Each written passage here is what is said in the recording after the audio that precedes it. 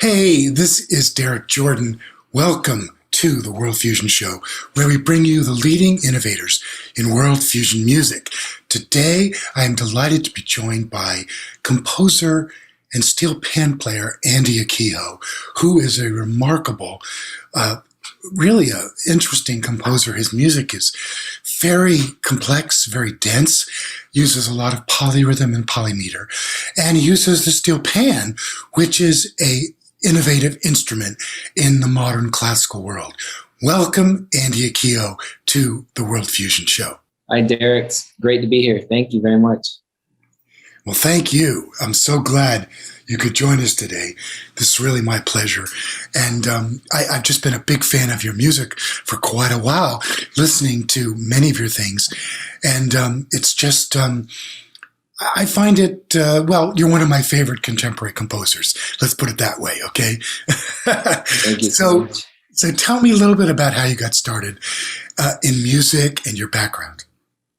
I started as a rock drummer. My sister was a drummer, and I always looked up to her, and she kind of got me, she gave me the bug to love music and to love drumming and love rhythm. And from there, did a lot of drumline in high school, drum corps and stuff like that.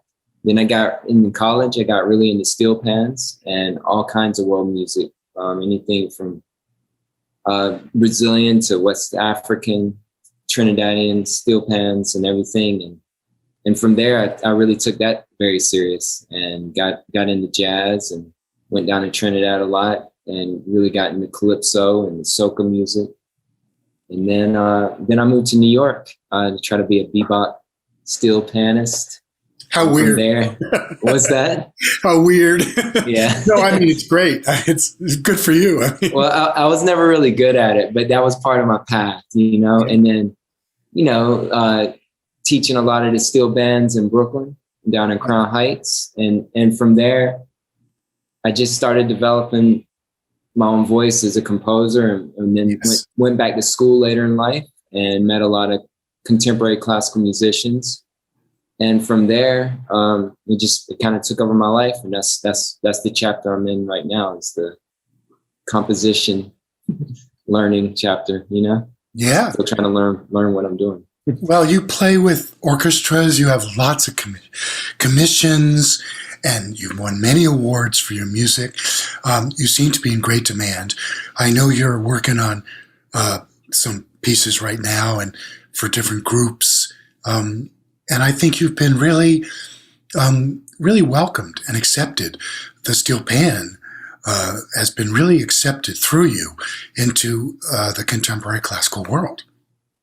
Well, I've been very grateful for that, because, a lot of times if you're playing a unique instrument that's not too much in the typical Western classical canon, it can be looked at as like a novelty or, it could be frowned upon. And I'm very grateful that a lot of people who I am inspired by have been very supportive of this. And I'm also very grateful for the Trinidadian community who's always supported me along the way, whether I'm doing my own thing with it or more traditional things. Right. With the steel pan. That's right. Because that's my roots in it.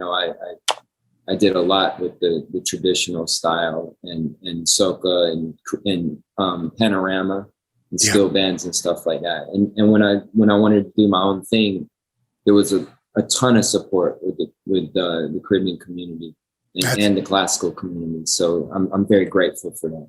That's great. Well, a lot of people may not be aware, but the pan orchestras in Trinidad play a wide variety of music, and it really are very accepting of many kinds of music. Now, I would like to actually go to our first video, which is a piece of yours called "No One to No One," which I just adore this piece, and it's whack. This piece is so intense. Could you say a few things about it? This was commissioned by a group called The Playground in Denver, Colorado, and it's just me. It was me at the time. The lyrics are pretty abstract, but there's a lot of play on words, and I just went naturally with this one.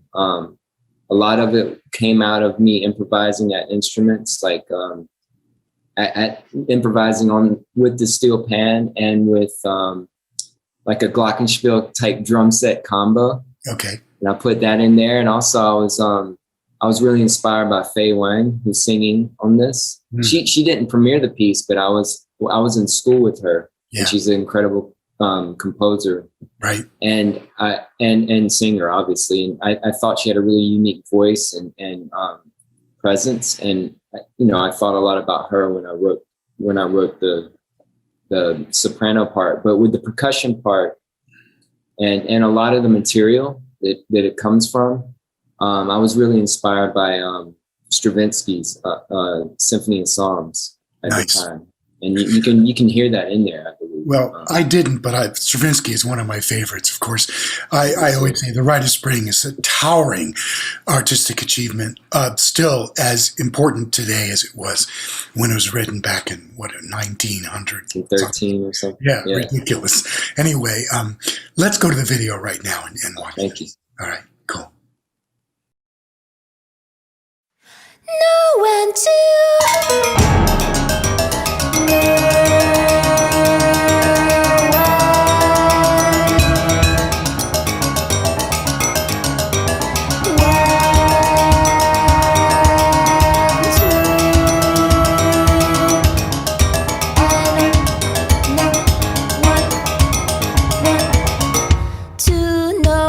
to lose my sense of direction.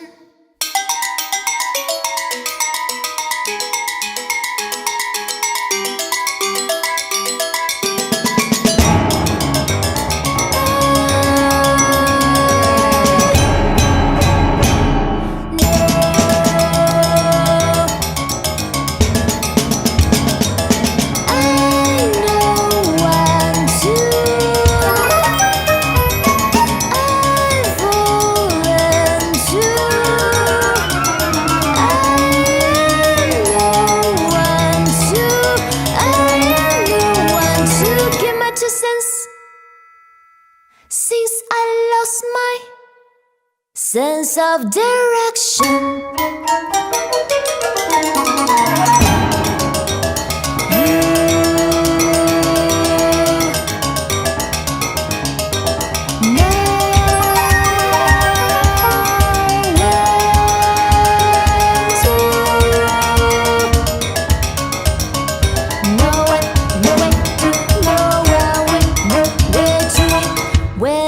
no one to lose. Right.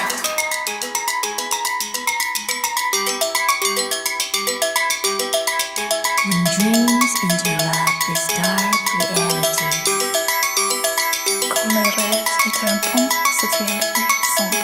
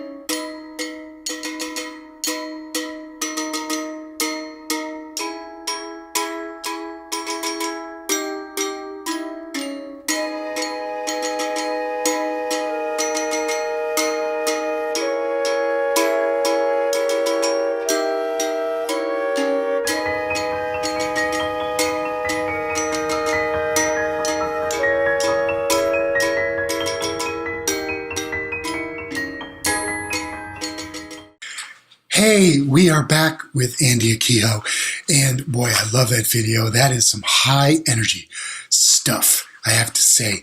Now, Andy, you did a lot of traveling, and you also have some other West African influence that I hear in your music, and you did some study of West African drumming. Want to talk a bit about that?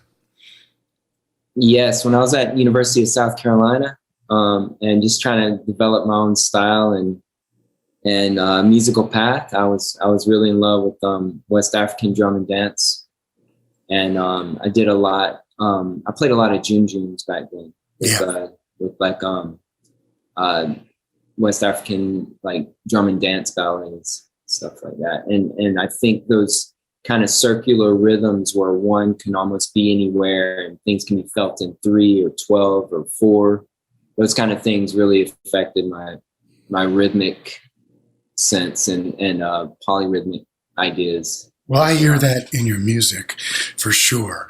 I've been to Africa 3 times myself, to Senegal and Ghana, so I have some experience, and I play congas, and I did study with a master drummer for a long time, so I have some experience anyway.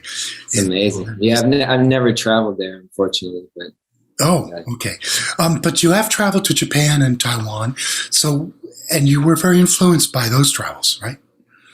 Yes. I mean, any world travel I've done and the musical experiences I've had there has definitely been part of my vocabulary and inspiration. So, in Taiwan, we put a group together to play my early stuff. And when we were there was a lot of taiko drumming and a lot of drum ensembles from Asia. That it was nice to hear that influence and be inspired by that culture. And being in Japan, I got to play with a lot of local musicians, and it was nice to just to hear different perspectives. These were even the same compositions we did in Taiwan, but I was there with a completely different set of instrumentation in Japan, and like playing with an amazing koto player and percussionist there. It was a different experience, Yeah, for sure. So you had some. You've talked about some of your mentors. We talked earlier, and you said that you were really influenced by guitar players, interestingly enough, who really helped to inform you about how to approach the pan. And that's interesting, I think. Want to say something about that?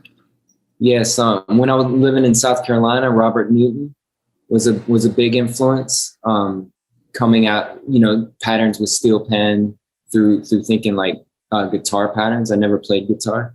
But the way he had me thinking of patterns and melodic contours. And then Scipio Sargent, who was an incredible calypsonian and steel band arranger in Brooklyn, in Crown Heights, when I first moved there. He was a big influence. And then, that is for the steel pan and learning my way around it, it would be guitar players. But then, I have a lot of influences in composition and percussion.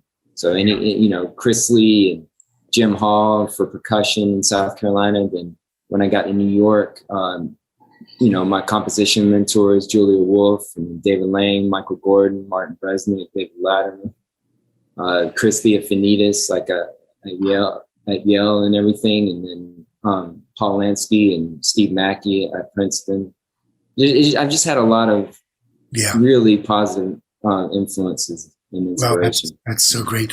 Now, I'd love to go to our next video, but in the interest of time, let's just go straight to the video, okay? Okay. Right? Thank you. Thank you.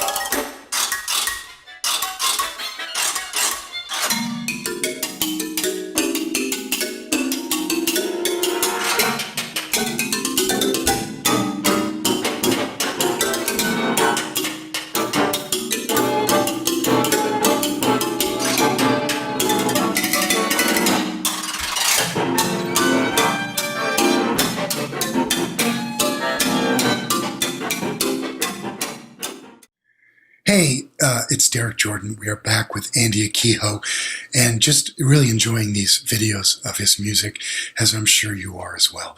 And Andy, I wanted to ask you, I know you've been done some pretty interesting things with the pan, and one of them is writing steel pan concertos.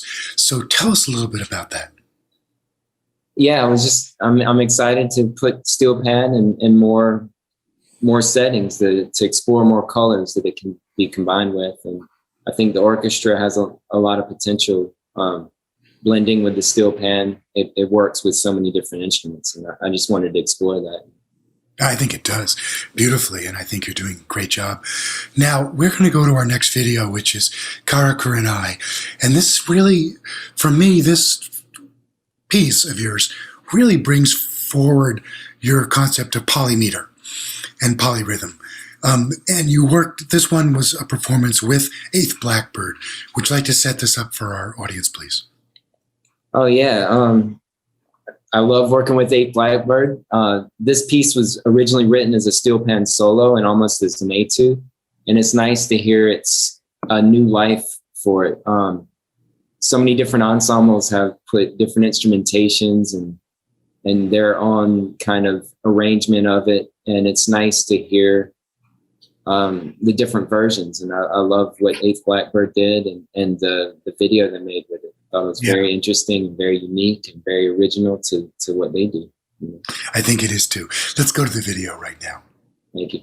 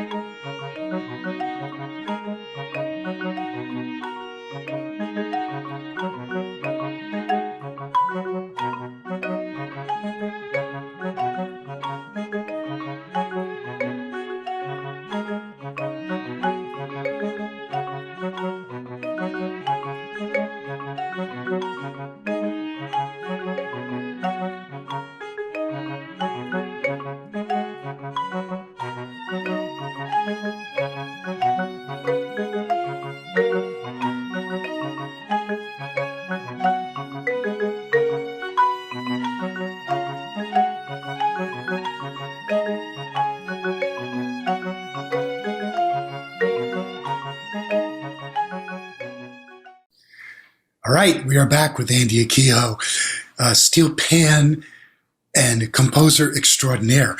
Now, Andy, I just wanted you to share with our viewers and listeners, your philosophy or the vision that you have for your music and what you're trying to do with that. Yeah, I guess my vision, I haven't thought too deep about it, but I just want to be honest and be myself. And that's what I encourage all artists to do. Yeah. And I've been lucky to have these wonderful collaborations. And I think that forms what we're doing, as artists, and just being honest about it, Okay. Well, that's great. That's really good. Now, so what are you working on now? What's your latest thing? What's exciting you? So right now I'm part of one of the biggest projects I've been a part of and biggest collaborations. And this is with Sandbox Percussion. It's a piece called 7 Pillars. It's going to be about 76 minutes or so. 11 movements, 7 movements featuring all 4 of the percussionists and 4 movements featuring each of the individual soloists. And it's a big project. We've been working on it for years. That's right. I'm going to release the album this summer too. That's excellent. That's great. Now, that sounds quite ambitious. Wonderful stuff. And we're going to actually go to a video right now, which shows Pillar 4, which is one of the movements of this piece. Let's go to the video right now.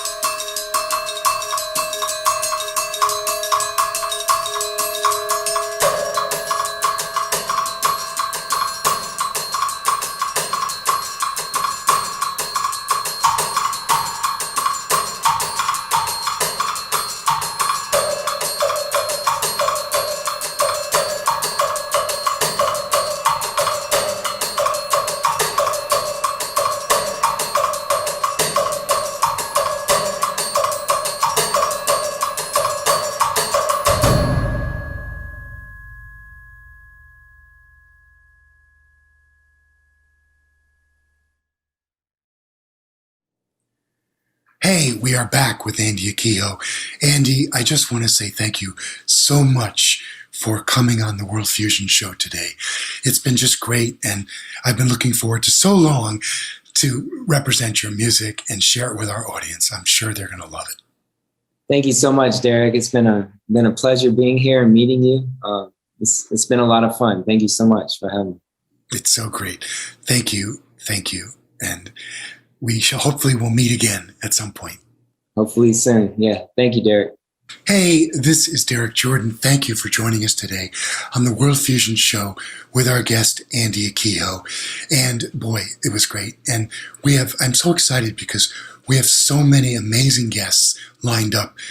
And just please stay tuned. Subscribe to us on YouTube, our YouTube channel, follow us on Facebook, and share with your friends so we can keep spreading this music far and wide. And I want to just make a quick shout out to our sponsors, Mackenzie Family Charitable Trust, Dean's Beans, Ron Dans, Nancy Feinberg, and Jeff Green. Thank you for your generous support. And please, let's keep this thing going and going. And remember, as we always say on the World Fusion Show, think globally, listen locally, and support independent music.